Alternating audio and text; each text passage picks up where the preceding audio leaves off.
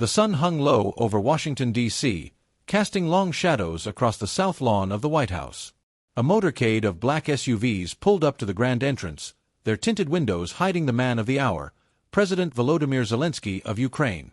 As the vehicle came to a smooth stop, Secret Service agents stepped forward, their eyes scanning the perimeter with well-practiced precision. The door swung open, and out stepped Zelensky. His military-style green fatigues had been exchanged for a sharp navy blue suit, though he retained the unshaven, war-hardened look that had come to define him. He adjusted his tie, took a deep breath, and squared his shoulders. Today was historic. Today, he would secure Ukraine's future. Standing on the steps of the White House, waiting to greet him, was none other than President Donald J. Trump. Dressed in his signature navy suit with an impossibly bright red tie, he grinned broadly, his bronzed face nearly glowing under the midday sun. Beside him stood his vice president, J.D. Vance, his expression more restrained, his calculating eyes locked onto Zelensky as he approached. "Volodymyr, my friend, you look great. I mean really, just fantastic," Trump boomed, stepping forward with open arms. Zelensky clasped Trump's hand, forcing a polite smile. "Thank you, Mr. President. It's good to be here." Of course," Trump continued, gripping his hand a little too long. "I have to say, your approval ratings? Through the roof. Maybe even higher than mine. Fake news won't admit it, though." He let out a chuckle before glancing at the cameras stationed nearby. "But I don't hold that against you. No, we love Ukraine, folks. We love this guy." Vance cleared his throat, stepping forward. "Mr. President Zelensky, welcome to the United States. We're honored to have you here to finalize this agreement." Zelensky nodded. "The Rare Earth Metals Treaty is vital, not just for Ukraine and the U.S., but for global security. We must secure our supply chains." Trump clapped him on the back, nearly knocking the shorter man forward. "Absolutely. That's why we're here. America first, but Ukraine second, maybe third, we'll see. But it's gonna be great for both of us. Trust me." A line of reporters stood by, cameras flashing as the three leaders made their way inside. They strode down the marble corridors, passing paintings of past presidents whose expressions seemed to shift as they watched the unlikely trio march past. Inside the Oval Office, the resolute desk stood polished and ready. Two identical documents rested atop it, awaiting the signatures that would solidify a new era of economic and military cooperation between the two nations. Reporters were ushered in, their voices hushed but eager. The tension in the room was palpable, but for now, the atmosphere remained cordial. Trump gestured toward the documents. "Okay, let's make history, folks. This is a big deal. Tremendous deal. Probably the biggest deal involving rare earth metals, maybe ever." Zelensky sat down first, carefully eyeing the agreement. Vance took his seat beside Trump, his fingers interlaced on the desk as he observed the Ukrainian leader. As the cameras clicked away, the air buzzed with anticipation. Pens hovered over the paper. And then, the questions began. The pens hovered over the documents, the cameras capturing every angle of the historic moment. The Rare Earth Metals Agreement, a vital treaty securing Ukraine's access to critical resources in exchange for lucrative U.S. contracts, was seconds from being signed. Then, a journalist's voice cut through the tense silence. "President Trump, President Zelensky, this treaty signals a strong alliance, but many are questioning the United States' long-term commitment to Ukraine. Given the ongoing war, is this agreement a sign that the U.S. will remain firmly behind Ukraine in its fight against Russia, or is it simply a business deal?" Trump smirked, leaning back in his chair. "Well, look, I like Zelensky. Great guy. Tough guy. He fights, okay? He's a fighter. And you know me, I like fighters. I mean, he's doing things that, quite frankly, a lot of people said he couldn't do. So, sure, we're here, we're doing this deal, and it's great. It's fantastic. But let's be clear, America first. Always. That's my policy." Zelensky remained composed, his eyes flicking toward Trump before looking at the reporters. "This is more than just a business deal. This is about ensuring the security of Ukraine, the security of Europe. And when Ukraine is strong, democracy is strong." Before the next question could be asked, Vice President J.D. Vance leaned forward, his voice cutting through the room like a knife. The war in Ukraine needs to end, he said bluntly. The room froze. Even Trump, who was usually unbothered by his VP's statements, tilted his head slightly in curiosity. Zelensky's jaw tightened. Vance continued. I've said this before, and I'll say it again, we need peace. The American people are tired of sending billions overseas. We need to stop this war, at any cost. Zelensky's eyes darkened, his usual composure slipping for the first time. At any cost, he repeated, his voice sharp. You say that so easily. But the cost is Ukrainian lives. Vance shrugged, unfazed. It's been years now, and let's be honest, you can't win this forever. There needs to be a real negotiation. The American people, frankly, the world, are not going to fund an endless war. Zelensky's hand curled into a fist on the table. I will tell you what an end at any cost looks like, he said, his accent thickening with anger. It looks like millions of Ukrainians under Russian occupation. It looks like my people suffering under Putin's control. You think we can negotiate with him? We cannot trust him. Vance shook his head. There's always a deal to be made. There is no deal when Putin's goal is to erase my country, Zelensky shot back. We are fighting for our survival. The tension in the room had escalated dramatically. The journalists, sensing a brewing confrontation, leaned in, their recorders catching every word. Trump, until now sitting back and watching the exchange unfold, finally spoke.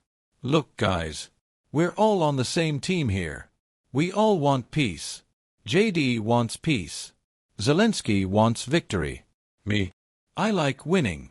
And peace is a kind of winning, okay? Zelensky turned to Trump now, frustration evident in his stance.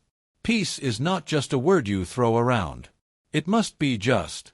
And just peace means Russia leaving Ukrainian land. Vance exhaled, shaking his head slightly. It's not that simple. It is that simple, Zelensky snapped. You wouldn't say this if it was your country being invaded. For the first time in the discussion, Trump's smile faltered. The room was no longer a diplomatic setting, it was a battleground of ideas, and the cameras were capturing every second. The tension in the Oval Office had reached an unbearable level. The treaty, the whole reason for this meeting, sat untouched on the resolute desk. The room, filled with reporters and flashing cameras, felt more like an arena than a place of diplomacy. President Zelensky's sharp gaze remained locked onto Vice President J.D. Vance. You say peace, but you mean surrender, Zelensky said, his voice cold and measured. That is not peace. That is a victory for Putin. Vance scoffed, shifting in his chair. You can dress it up however you want, but at some point, you're going to run out of soldiers, Mr. President. And then what? Zelensky's expression darkened. Then we keep fighting. We will never stop fighting for our country. Trump, who had been enjoying the back and forth like a spectator at one of his rallies, finally leaned forward. All right, he said, waving his hands. Let's calm down here, folks. We're all very passionate. Love the passion, by the way, but let's talk facts, okay? The room fell silent. Zelensky turned his attention to Trump, as did the journalists, their cameras zooming in. Trump rested his elbows on the desk, steepling his fingers. Look, Volodymyr, you know I like you. I do. And you've been doing an incredible job. Nobody thought you'd last this long. He nodded approvingly, as if he were congratulating a contestant on one of his reality shows. But here's the deal. You need to be smart. You're running out of options. Zelensky's brow furrowed. What do you mean? Trump leaned back, shaking his head dramatically. I mean, your army is getting smaller. Your weapons. You're relying on us. And let's be honest, the American people, my people, aren't thrilled about giving you a blank check forever. Zelensky's grip tightened on the armrest of his chair. We do not ask for charity.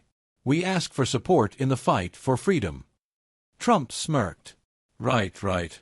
Very inspiring. But let's say, hypothetically, you don't get the support you want. Then what? Zelensky's voice dropped, but it carried weight. If it weren't for the ocean between us, this war would already be in America. A collective gasp rippled through the room. Even some of the reporters, who had been waiting for a juicy quote, seemed momentarily stunned. Trump's smirk vanished. His lips pressed together in a thin line. "You can't know that," he said, his tone suddenly sharp. Zelensky leaned forward. "Can't I? You think Putin's ambition stops at Ukraine? You think he wouldn't test NATO if he succeeded? Maybe he wouldn't send tanks here, but do you think he wouldn't use his other weapons? Cyber attacks, political interference, energy blackmail. The world is not as far away as you think." Trump's nostrils flared. "Oh, believe me, I know what Putin is capable of," he shot back. "I had to deal with him for 4 years, and let me tell you something. You don't win by being reckless. You win by knowing when to walk away from a bad deal."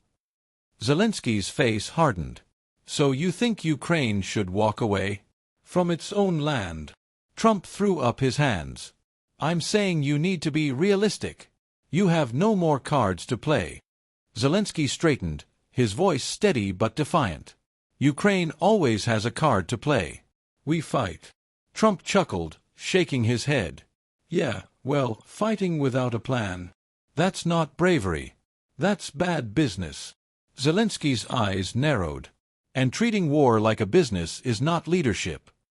The room erupted into murmurs. The line had been drawn. Trump pointed at the document on the desk. "You wanted this deal? You wanted to talk business? Well, here's business. You need America more than America needs you. So if you want this, you're going to have to start thinking like a leader, not just a fighter." Zelensky exhaled through his nose, his patience thinning. "And you need to understand that some things cannot be negotiated. Some things are worth fighting for, no matter the cost." Trump stared at him for a long moment. The cameras continued flashing, capturing every second of the growing confrontation. The agreement sat between them, unsigned. The entire world was watching. And the worst was yet to come. The Oval Office had turned into a war zone, though not the kind fought with bullets and tanks. The battle unfolding in front of the cameras was one of words, power, and, ultimately, pride. Trump's smirk had long vanished. His posture was no longer relaxed but rigid, his hands gripping the edge of the resolute desk. Across from him, Zelensky sat stiffly, his body coiled with frustration. The rare earth metals treaty, the supposed reason for this meeting, lay forgotten between them. "You know, Volodymyr," Trump said, his voice lower now, more deliberate. "You talk a lot about fighting, but let me tell you something about winning. Winners know when to take the deal on the table. Losers, they let their pride get in the way." Zelensky's eyes burned. "This is not a real estate negotiation. This is a war." Trump leaned forward. "Exactly. And wars end one of 2 ways, with a victory or a deal. And let's be real, you're not winning this thing forever." Zelensky slammed his palm onto the desk, shocking the room into silence. Some journalists flinched. The cameras caught every angle of the Ukrainian president, his jaw clenched, his breath heavy. "You think this is about winning and losing like a game?" he snapped. "This is about the survival of a nation. This is about my people. Every day they die. Every day, missiles fall on our cities. And you sit here, in this room, treating it like another business deal." Trump crossed his arms. "And you sit here demanding endless money, endless weapons, and endless support. At some point, you gotta ask yourself, are you the one who doesn't want peace?" The accusation hung in the air, thick with meaning. Zelensky's hands balled into fists. "Peace," he hissed. "Peace is not the same as surrender. I am ready for peace, but I will not hand my people over to Putin." Trump shook his head. "You don't get it. I've talked to Putin. I know how he thinks. He's not the one holding this thing up. You are." A stunned silence filled the room. Even J.D. Vance, who had been stirring the pot moments ago, looked slightly taken aback by the bluntness of Trump's words. Zelensky let out a cold, humorless laugh. He glanced around the room, as if searching for an ally among the American officials, the Secret Service agents, the press corps. None spoke. He turned back to Trump, his voice cutting through the silence. "Putin is not the problem," he repeated slowly, as if confirming that he had heard correctly. His expression darkened, the weight of years of war pressing into his features. "You sound just like him." A collective gasp rippled through the room. Trump's face twisted, his mouth opening in stunned disbelief. "Excuse me." Zelensky stood abruptly. "If you believe that I am the one stopping peace, if you believe that Putin can be trusted, then you have already made your choice." Trump stood as well, mirroring Zelensky's stance. "Yeah. Well, here's another choice." He grabbed the unsigned treaty from the desk and, in one dramatic motion, crumpled it in his hands before tossing it into the trash can beside him. The journalists erupted into a frenzy. Camera flashes intensified. The treaty, one that had taken months of negotiation, one that could have shaped global trade, was dead. Zelensky stared at Trump, his face unreadable. For a moment, the two men stood there, locked in a silent standoff. Then Trump pointed toward the door. "I think we're done here." The room was deathly silent. Zelensky exhaled sharply, his nostrils flaring. He turned to Vance, then back to Trump. "History will remember this moment." Trump shrugged. "Yeah. Well, history remembers winners." Zelensky held his gaze for a few more seconds, then turned on his heel and strode toward the door. The Ukrainian delegation followed, their expressions grim. As the doors swung open, the last thing the cameras captured was Zelensky's rigid back as he exited the White House, without a treaty, without an alliance, and with the entire world watching. The scandal was already erupting. By the time Zelensky's motorcade pulled away from Pennsylvania Avenue, the fallout had begun. News stations were running the footage on repeat. Social media was ablaze with theories, reactions, and outrage. Had the U.S. just abandoned Ukraine? Had Zelensky overplayed his hand? Was Trump now siding with Putin? The headlines wrote themselves. And somewhere, thousands of miles away, in a Kremlin office lit only by the cold glow of a computer screen, Vladimir Putin sat back in his chair, watching the broadcast unfold. And he smiled.